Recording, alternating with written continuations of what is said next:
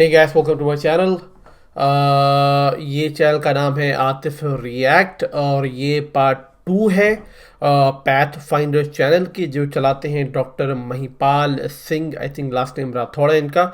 तो इनकी वीडियो थी यूक्रेन के ऊपर। इसका जो पार्ट 1 है वो मेरे मेन चैनल पे है, जिसका नाम है आतिफ इकबाल। अगर आपको वो नहीं मिल रहा है तो आप मेरे डिस्क्रिप्शन में जाना, वहाँ पे लिंक मिल जाएगा पार्ट 1 का, या मैं अपने कमेंट सेक्शन में डाल के उसको पिन कर दूंगा, या नहीं तो आप मेरे चैनल सेक्शन में जाओ, मेरा मेन चैनल दिख जाएगा आतिफ इकबाल के नाम से, वहाँ जाके आप पार्ट 1 देख सकते हो।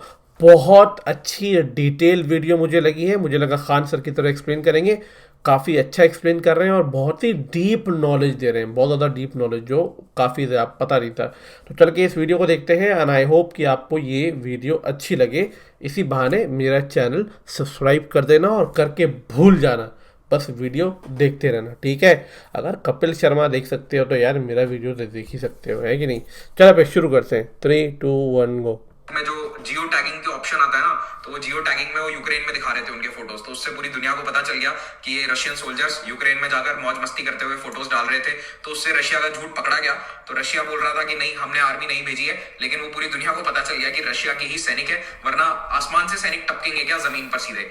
तो खैर, ईस्टर्न यूक्रेन के लोग जो एंटी प्रोटेस्ट चला रहे थे, एंटी यूरो मैदान प्रोटेस्ट चला रहे थे, अचानक से उनके पास हथियार आ गए, उनके पास रशिया की आर्मी आ गई सपोर्ट करने के लिए। तो इन्होंने कहा कि हम तो यूक्रेन से आजाद हो रहे हैं। तो दो क्षेत्र यूक्रेन के ईस्टर्न एरियाज में, डॉनबास क्षेत्र जिसे कहा जाता है, डोनेट्स्क और लुहांस्क रीजन, इन्होंने अपने आप को एक तरह से इंडिपेंडेंट घोषित कर दिया और यहाँ पर लड़ाई छिड़ जाती है। तो यूक्रेन की आर्मी और यहाँ पर जो मिलिशियाज तैयार हो जाते हैं, जो लोग हथियार उठा लेते हैं, मेनली वो रशिया के द्वारा समर्थित मिलिशियाज थे, उन लोगों ने हथियार उठा लिए। और ये वाला मॉडल उस समय कंपेयर किया गया था भारत के द्वारा बांग्लादेश में जो किया गया, ईस्टर्न पाकिस्तान में किया गया, उससे इसको कंपेयर किया गया था। तो जो टैक्टिक्स हमने अपनाई थी, इंदिरा गांधी सरकार ने 1971 में अपनाई थी, काइंड ऑफ वही रशियन प्रेसिडेंट ने भी उस समय अपनाई कि हमें नहीं पता कि कौन है वहां पर, कौन लड़ रहा है। तो हम भारत भी ऐसा ही करता था उस समय कि मुक्ति बाहिनी को हम पूरा सपोर्ट करते थे, लेकिन ओपनली हमने कभी नहीं कहा कि मुक्ति बाहिनी को हम सपोर्ट कर रहे हैं। एनीवेज, तो अब ये वाले जो दो क्षेत्र हैं, लुहांस्क और डोनेट्स्क, इन दोनों को ऑलमोस्ट आजाद करवा दिया गया। तो यहाँ पर ये जो डार्क ब्राउन में आपको एरिया दिख रहा है, ये क्षेत्र, वहां पर काफी महीनों तक लड़ाई चली और उसके बाद अब यूक्रेन की सरकार का कंट्रोल यहाँ से चला गया। और ये दोनों पीपल्स रिपब्लिक अपने आप को कहने लगे। ये कहते थे कि हम तो इंडिपेंडेंट है, लेकिन इतना छोटा देश कभी एग्जिस्ट नहीं कर सकता बिना बाहरी सपोर्ट के। तो ये पूरी दुनिया को पता है कि रशिया इन्हें इकोनॉमिकली और हर तरह से सपोर्ट कर रहा है, क्योंकि इन दो क्षेत्रों में इंडिपेंडेंटली कुछ नहीं हो सकता। देखो, एक देश चलाने के लिए एक साइजेबल एरिया चाहिए आपको। अगर आपका एरिया बहुत छोटा है तो आपके पास सारे रिसोर्सेज नहीं होंगे and you can not function as a country. अब यहाँ पर लड़ाई कई सालों तक चलती रही, छुटपुट लड़ाई कंटिन्यूअसली आज भी जारी है। अब तो खैर बड़े स्तर पर लड़ाई हो गई है, बट या at some small level the war was going on in Luhansk and Donetsk, और ये दोनों डी फैक्टो इंडिपेंडेंट स्टेट बन गए। तो डोनेट्स्क जो है, फुटबॉल फैंस को पता होगा इसका नाम, खास करके रियल मैड्रिड के फैंस कभी जीवन में नहीं भूलेंगे डोनेट्स्क का नाम। कमेंट में बताइएगा कि क्यों। तो ये कॉन्फ्लिक्ट 8 साल तक लगातार चलती रही है और यूरोप में 21वीं सदी की ये शायद एकमात्र बड़ी लड़ाई है जो इतने समय तक चली है। 13,000 लोग इस लड़ाई में मारे गए थे। और ये अभी की लड़ाई की बात नहीं कर रहा हूं मैं, ये 2014 के इवेंट्स के बाद की बात कर रहा हूं। कई लाखों लोग इस क्षेत्र को छोड़कर यूक्रेन में चले गए। भाई, जो यूक्रेनियन बोलने वाले या एथनिक यूक्रेनियन मानते थे अपने आप को, उनके खिलाफ यहाँ पर नेगेटिव हो रहा था, तो वो चले गए इस क्षेत्र में। और कई रशियंस जो यहाँ पर रहते थे वो भी इधर आकर लड़ाई लड़ने लग गए, मिलिशियास। तो ये दो टेरिटरीज पिछले 8 साल से यूक्रेन की सरकार के कंट्रोल में नहीं है। चाहे मैप्स में ये यूक्रेन में बताता है, लेकिन यूक्रेन गवर्नमेंट का यहाँ कोई कंट्रोल नहीं है पिछले 8 सालों से, 2014 से। लेकिन रशिया भी बहुत स्मार्ट था, उसने इन्हें रिकॉग्नाइज नहीं किया। दुनिया के किसी देश ने नहीं कहा कि हम इन्हें इंडिपेंडेंट कंट्री मानते हैं। अभी 2 दिन पहले व्लादिमीर पुतिन ने कहा है कि लुहांस्क और डोनेट्स्क इंडिपेंडेंट है, वो भी खाली उनको लड़ाई शुरू करनी है, उसके लिए बहाना चाहिए था। लेकिन अब इन दोनों क्षेत्रों से ज्यादा बड़ा झटका यूक्रेन को लगा क्राइमिया में। तो इस पूरे घटनाक्रम को कई बार लोग केवल क्राइमियन क्राइसिस के नाम से भी जानते हैं, 2014 का क्राइमियन क्राइसिस। तो हुआ ये कि मार्च 2014 का महीना, जब ये सब फाइटिंग चल रही थी, प्रोटेस्ट चल रहे थे, उसी समय इस क्राइमियन पेनिनसुला में भी रशिया अपने आर्मी को, अपने ट्रूप्स को भेजता है, अगेन अनमार्क्ड सोल्जर्स, जिनके कोई नाम नहीं है, कोई आर्मी यूनिट्स का मार्किंग्स वगैरह नहीं है, और वो जाकर कहते हैं कि क्राइमिया को हम आजाद करवा रहे हैं। तो यूक्रेन यहाँ पर कुछ नहीं करवा पाया, उसकी आर्मी यहाँ पर इनइफेक्टिव थी, और क्राइमियन पेनिनसुला को रशिया ने आजाद करवा दिया। और क्राइमिया जैसे ही यूक्रेन से अलग होता है, उसके बाद रशिया कहता है कि ये तो हमारा पार्ट है, और हमारा पार्ट प्रूव करने के लिए उन्होंने एक रेफरेंडम करवाया। तो मार्च 2014 में यहाँ पर एक वोटिंग होती है, जिसमें आई थिंक 97 या 96% लोगों ने वोट डाला कि हमें रशिया के साथ जुड़ना है। तो रशिया ने कहा देखो प्रॉब्लम सॉल्व, हमने तो वोटिंग करवा दी, वोटिंग में सबने कहा है कि हमें रशिया के साथ जुड़ना है, तो फिर यूक्रेन को और दुनिया को क्या प्रॉब्लम है। अब देखो अंदर की बात यह है कि क्राइमिया में रशिया के पुराने नेवल बेस हैं और ये नेवल बेस इनके लिए बहुत इंपॉर्टेंट है क्योंकि रशिया के सारे समुद्री पोर्ट्स, खास करके उत्तरी पोर्ट्स, सर्दियों में जम जाते हैं। तो विंटर सीजन में ब्लैक सी और मेडिटेरेनियन एक्सेस करने के लिए इनके पास केवल ये क्राइमिया में, खास करके सेवास्तोपोल नाम की एक जगह है, यहाँ का जो इनका नेवल बेस था ये बहुत इंपॉर्टेंट था। ठीक है, तो सेवास्तोपोल को ये जाने अपने हाथ से नहीं दे सकते थे। इनफैक्ट 91 में जब यूक्रेन आजाद हुआ था ना, उसके बाद भी रशिया ने सेवास्तोपोल का अपना नेवल बेस नहीं छोड़ा था। उन्होंने डील कर ली यूक्रेन के साथ कि आप हमें अपना ये नेवल बेस हमेशा उपलब्ध करवाओगे, लेकिन जब ये लड़ाई छिड़ गई तो यूक्रेन ने मना कर दिया कि अब आपका नेवल बेस नहीं चलेगा। तो अपने नेवल बेसिस को सिक्योर करने के लिए बेसिकली क्राइमिया रशिया ने अपने कंट्रोल में ले लिया। तो याद रखना कि क्राइमिया को तो इन्होंने रशिया का हिस्सा बना दिया, लेकिन ये जो दो स्टेट्स थे लुहांस्क और डोनेट्स्क, इनको ऑफिशियली रिकॉग्नाइज नहीं किया, ना ही रशिया का हिस्सा बनाया गया। ये पूरा घटनाक्रम जो अभी मैंने आपको समझाया ये स्क्रीन पर लिखा हुआ है। एक हैरानी की बात ये थी कि 2014 में यूक्रेन एक इंडिपेंडेंट कंट्री से रशिया ने क्राइमिया जैसा बड़ा और इंपॉर्टेंट टेरिटरी छीन लिया, हथिया लिया। इस पर पश्चिमी देश कुछ नहीं कर पाए, तब भी कुछ नहीं कर पाए थे, आज भी कुछ नहीं कर पा रहे हैं। उस समय भी केवल इकोनॉमिक सैंक्शंस लगाए गए थे, G8 से निकाल दिया गया था रशिया को कोई फर्क नहीं पड़ा। और उस घटना से व्लादिमीर पुतिन को समझ में आ गया कि भविष्य में भी मुझे यही गेम खेलना है कि या तो थोड़ी सी टेरिटरी ले लूंगा यूक्रेन की, लेकिन हालांकि अभी तो वो पूरी टेरिटरी लेने के मूड में लग रहे हैं। ओके, तो कुल मिलाकर ये एक इंपॉर्टेंट लेसन था पूरी दुनिया के लिए और व्लादिमीर पुतिन के लिए भी। फिर ईस्टर्न टेरिटरीज में जो लड़ाई चल रही थी उन्हें रोकने के लिए मिंक एग्रीमेंट साइन होता है। मिंक एग्रीमेंट में Russia, Ukraine, separatist leaders, Luhansk, Donetsk के और OSCE संगठन शामिल था। तो ये इसको मीडिएट कर रहा था, मध्यस्थता कर रहा था। ये मिंक एग्रीमेंट हालांकि पूरी तरह से कभी लागू नहीं होता है। OSCE क्या है इसको ध्यान रखना, ये दुनिया के चुनिंदा संगठनों में से एक है जिसमें रशिया और USA दोनों शामिल है। It is the largest security oriented inter governmental organisation. Mainly ये आर्म्स कंट्रोल वगैरह पे बात करते हैं। तो रशिया पश्चिमी देशों में एक मधुर संबंध बनाए रखने के लिए OSCE संगठन कभी कभी काम करता है। अब आ जाते हैं करंट क्राइसिस पर। तो देखो 2014 में क्या हुआ था, अभी मैं फिर से एक बार रिपीट कर देता हूं। क्राइमिया रशिया ने छीन लिया, रशिया के अंदर शामिल हो गया ये। This is part of Russian territory now. यहाँ पर ये ब्रिज बना रहे हैं इसको कनेक्ट करने के लिए रशिया से, and this is sea of Azov. फिर लुहांस्क और डोनेट्स्क, इसमें एक काफी बड़ा एरिया इंडिपेंडेंट हो जाता है जिसमें रेबेल गवर्नमेंट्स हैं। तो यहाँ पर मिलिशियाज जो है वो अपनी सरकार बना लेते हैं और इन सरकारों को पूरा समर्थन हासिल है रशिया का। और इन क्षेत्रों में भी कुछ ना कुछ प्रोटेस्ट चल रहे हैं पिछले 8 सालों से। ये वाले जो प्रांत हैं, खार्किव, निप्रोपेट्रोव्स्क, ओडेसा, ये क्षेत्रों में रशिया के प्रति थोड़ी सी भावनाएं हैं लोगों के दिल में क्योंकि हिस्टोरिकल लिंग्विस्टिक रीजंस हैं। तो इसीलिए यहाँ पर भी छोटे मोटे प्रोटेस्ट चलते आए हैं। अब इन्हीं एरियाज में रशिया सबसे ज्यादा अटैक कर रहा है। अगर आप अभी नोटिस करोगे इस युद्ध में तो रशिया का टारगेट अभी सबसे पहले ये खार्किव और ओडेसा जैसे एरियाज ही रहे हैं। पिछले कई महीनों से रशियन आर्मीज यहाँ पर यूक्रेन के बॉर्डर पर इकट्ठा हो रही हैं। इनफैक्ट 1 साल से हो रही हैं और पिछले कुछ हफ्तों में ये गतिविधियां बहुत तेजी से बढ़ी हैं। दिसंबर के बाद से आर्मी बिल्डअप बढ़ता जा रहा है। 1.5 लाख की सेना रशिया की यहाँ पर तैनात हो गई थी। रशिया की टोटल आर्मी 9 लाख की है, उसमें से 1.5 लाख केवल इस बॉर्डर पर तैनात थी। रशिया कहता है कि हम तो केवल आर्मी एक्सरसाइजेस कर रहे हैं, लेकिन दुनिया को पता था कि क्या हो रहा है। नेटो ने भी यूक्रेन की मदद करने के लिए काफी सारा मिलिट्री इक्विपमेंट भेजा। जो पड़ोसी देश पोलैंड जैसे देश हैं जो नेटो का हिस्सा है, वहां पर उन्होंने कुछ ट्रूप्स भी भेजी। लेकिन रशिया ये कहता है कि हम यहाँ पर मिलिट्री एक्सरसाइज करेंगे, ये हमारा क्षेत्र है, हम यहाँ पर सिक्योरिटी एस्टैब्लिश करना चाहते हैं अपने लिए। और उसने ये भी कहा कि देखो पूर्वी यूक्रेन में बहुत सारी प्रॉब्लम्स चल रही है, इस एरिया में इतनी प्रॉब्लम चल रही है, तो हम यहाँ पर शांति स्थापित करना चाहते हैं। और इन्होंने अपनी आर्मी जब यहाँ अभी भेजी कल, तो उसको पीस कीपिंग फोर्स उन्होंने नाम दिया। और रशिया ये कहता है कि सारी गलती नेटो की है। नेटो को क्या जरूरत है इस क्षेत्र में आकर हमारे यहाँ पर सौहार्द बिगाड़ने की। कल को अगर रशिया या चाइना जैसा देश जाकर कनाडा के साथ एक मिलिट्री समझौता कर लेगा और रशिया चाइना की आर्मी कनाडा की आर्मी के साथ मिलकर यूएस बॉर्डर पर मिलिट्री एक्सरसाइजेस करेंगी, तो क्या यूएस उसे बर्दाश्त करेगा? ये रशिया का कहना है, ठीक है, मेरा कहना नहीं है, ये रशिया का कहना है। और ये कहीं ना कहीं मुझे सही लगता है। I think it is correct at some point, क्योंकि देखो आज चाइना आकर श्रीलंका, बांग्लादेश, नेपाल, इन सभी देशों को BRI में शामिल करता है, उनके साथ मिलिट्री समझौते करता है, तो हमें भी दिक्कत होती है एज इंडिया। मतलब हम यहाँ पर साउथ एशियन रीजन को डोमिनेट करना चाहते हैं, तो कहीं ना कहीं हमारी सिक्योरिटी को खतरा है। बिल्कुल ये सेम फीलिंग रशिया में भी है कि क्यों हमारे पड़ोसी देश, खास करके जो हमारे भाई जैसे देश हैं, यूक्रेन, बेलारूस, इन पर नेटो डोरे क्यों डाल रहा है? ये करने की उसे नेटो को क्या जरूरत है? दे आर प्रोवोकिंग अस, ये हमें क्यों उकसा रहे हैं, और जब उकसाओगे तो हम रिस्पॉन्स देंगे। यही लाइन ऑफ रीजनिंग रशिया बार बार दे रहा है। अब पिछले 5 दिनों से जो ईस्टर्न यूक्रेन है वहां पर गोलीबारी जारी है। जो रेबेल आर्मीज हैं उनके और यूक्रेन की आर्मीज के बीच में कुछ तनाव भी था। दोनों एक दूसरे पर आरोप लगा रहे हैं कि पहले इन्होंने हमला किया, पहले इन्होंने हमला किया। 21 फरवरी को रशिया ने लुहांस्क और डोनेट्स्क, इन दोनों रेबेल हेल्ड एरियाज को इंडिपेंडेंट देश के रूप में रिकॉग्निशन दे दी, और इसके बाद से लगातार चीजें एस्केलेट हो रही है। रशिया ने कहा कि ये दोनों जो हमारे पड़ोसी देश हैं, इनमें शांति बनाए रखने के लिए हम अपनी आर्मी को भेज रहे हैं, और आर्मी भेजने के साथ ही युद्ध शुरू हो गया और आज 24 फरवरी को रशिया ने फुल ब्लोन अटैक यूक्रेन पर कर दिया है। अब जानते हैं कि इस युद्ध के पीछे असली कारण क्या है। देखिए, एक बहुत बड़ा कारण है इकोनॉमी। यूक्रेन और रशिया की इकोनॉमीज आपस में काफी एंटेंगल्ड थी, इनके बहुत सारे व्यापारिक संबंध थे। इनफैक्ट रशिया यूक्रेन का सबसे बड़ा ट्रेडिंग पार्टनर था 2014 तक, लेकिन पिछले 8 सालों में दोनों के बीच में ट्रेड लगभग बंद सा है। बट फिर भी कई यूक्रेनियन लोग जाकर रशिया में काम करते हैं, क्योंकि यूक्रेन में लोग काफी हैं लेकिन काम इतना नहीं है, तो रशिया में जाकर वो लेबर माइग्रेट करके वहां पर काम करती है, और कई सारी यूक्रेनियन कंपनीज भी रशिया में इन्वेस्ट करती हैं।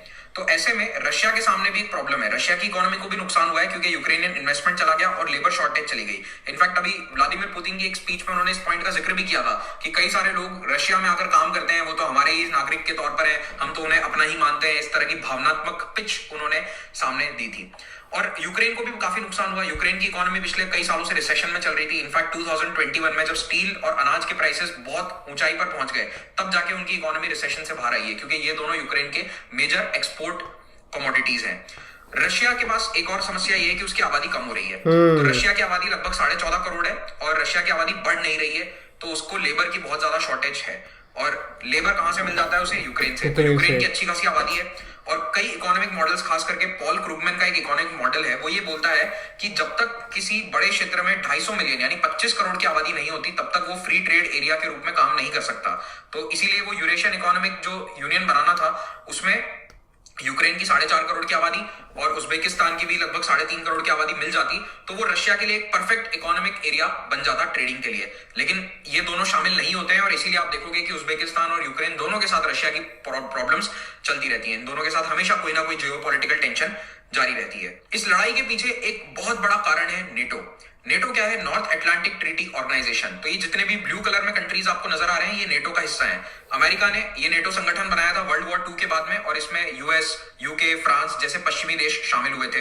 धीरे धीरे ये बढ़ते गए, तो जहां पहले केवल ये वेस्टर्न यूरोप के कंट्रीज इसमें शामिल थे, बाद में इन्होंने 2000 आते आते ईस्टर्न यूरोप के देशों को भी शामिल करना शुरू कर दिया। खास करके 91 में जब सोवियत यूनियन का बिखराव हुआ, तो उसके बाद इन्होंने चुन चुन के पुराने सोवियत यूनियन के जो देश थे उनको नेटो में शामिल किया, खास करके ये बाल्टिक कंट्रीज।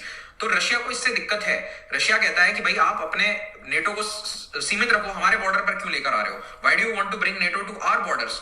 हमारे पड़ोस में आकर हमारे खिलाफ आप मिलिट्री अलायंसेस बनाओगे, आप मिलिट्री एक्सरसाइजेस करोगे, तो हम उससे खुश थोड़ा ना होंगे, हम आपका स्वागत थोड़े ना करेंगे। तो नेटो का मेंबर बनने के लिए यूक्रेन पर भी काफी समय से दबाव था। यूक्रेन के कई राष्ट्रपति खुद भी चाहते थे कि हम नेटो के सदस्य बने, ताकि भविष्य में कभी रशिया से लड़ाई हो जाए, जैसा कि अभी हो रहा है, तो नेटो हमारा बचाव कर लेगा।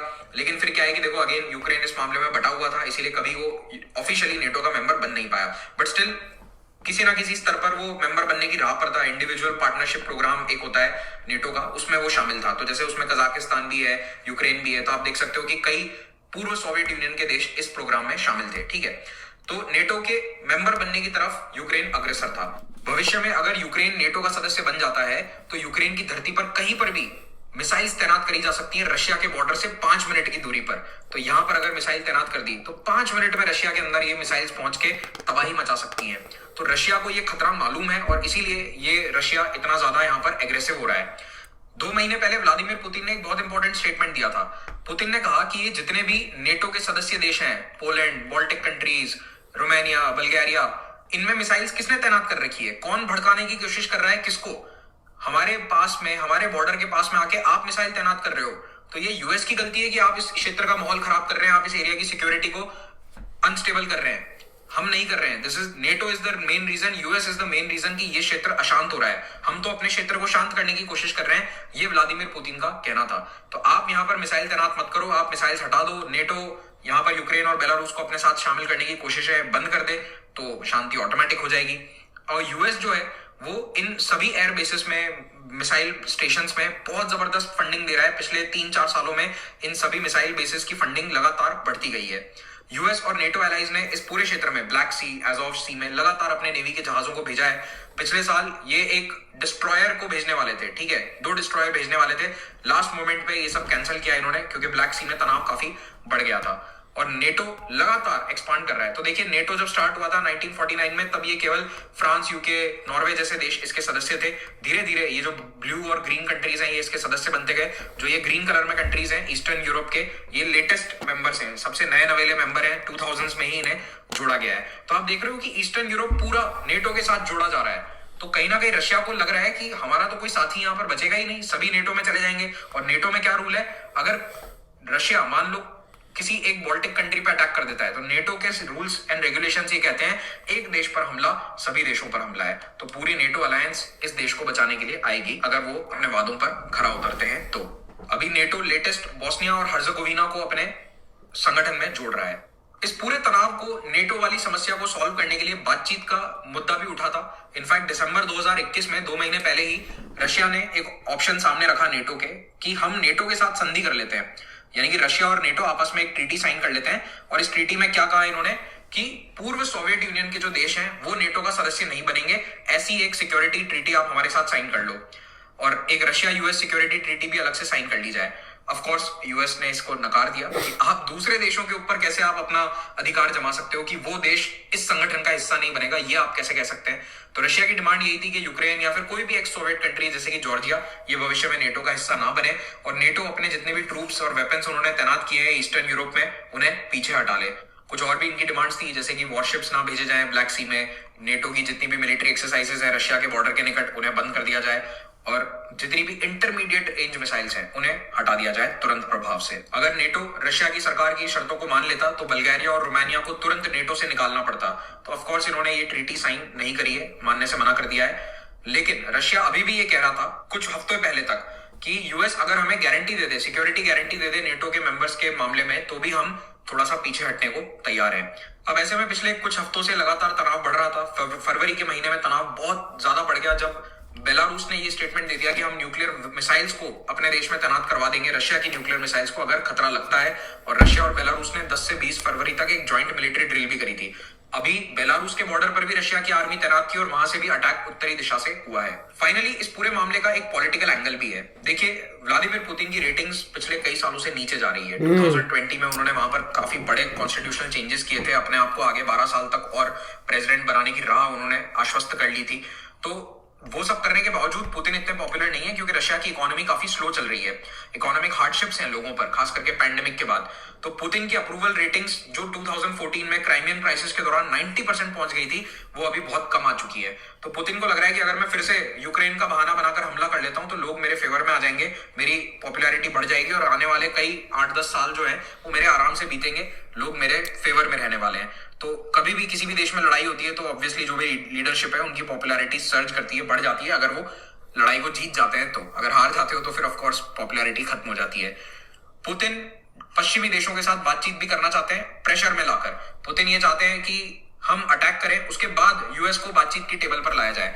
देखो जिस दिन प्रेशर में आकर पश्चिमी देश बात करेंगे तो वो रशिया की शर्तों को मानने के लिए तैयार होंगे। बिल्कुल बिल्कुल। ओके, तो इसीलिए रशिया जो है पिछले 1 साल से यूक्रेन के बॉर्डर के पास अपनी आर्मी तैनात करके बैठा है और जून 2021 में इस आर्मी की तैनाती के बाद जो बाइडेन ने उनसे मुलाकात करने के लिए सहमति भी दे दी थी। So they had their first meeting in June 2021। Face to face meeting थी, ऑनलाइन मीटिंग की बात नहीं कर रहा। वैसे तो दिसंबर में ऑनलाइन वीडियो कॉन्फ्रेंस से भी इनकी मीटिंग हुई थी इस पूरे मुद्दे को सॉल्व करने के लिए, लेकिन वो नहीं कर पाए थे। अब यूएस क्या कर रहा है, बार बार इकोनॉमिक सैंक्शंस की धमकी दे रहा है। तो बस इकोनॉमिक सैंक्शंस की धमकी दे रहे हैं और इससे ज्यादा यूएस कुछ कर नहीं पा रहा है। पुतिन फिर से अभी कुछ दिन पहले रिपीट करते हैं कि यूक्रेन हिस्टोरिकली हमारा हिस्सा रहा है और इसे हम नहीं छोड़ने वाले हैं। Ukraine has always been a part of Russia. Security analyst पिछले कुछ हफ्तों से बता रहे हैं कि रशिया किस तरह से अटैक करेगा और आज अटैक उसी तरीके से हुआ है, उत्तर, पूर्व और दक्षिण। अरे हर जगह से अटैक हो रहा है भाई, हर जगह से यूक्रेन पर। तो इसी के साथ ये लेक्चर होता है समाप्त। पीडीएफ आप मेरे टेलीग्राम चैनल से डाउनलोड कर सकते हैं। अगर आप लाइव क्लासेस में पढ़ना चाहते हैं अनअकैडमी के टीचर्स से तो आप हमारे प्लस और आइकॉनिक कोर्सेज को ज्वाइन कर सकते हैं। इन सभी कोर्सेज में अगर आप महिपाल कोड का इस्तेमाल करेंगे तो आपको 10% डिस्काउंट मिलेगा।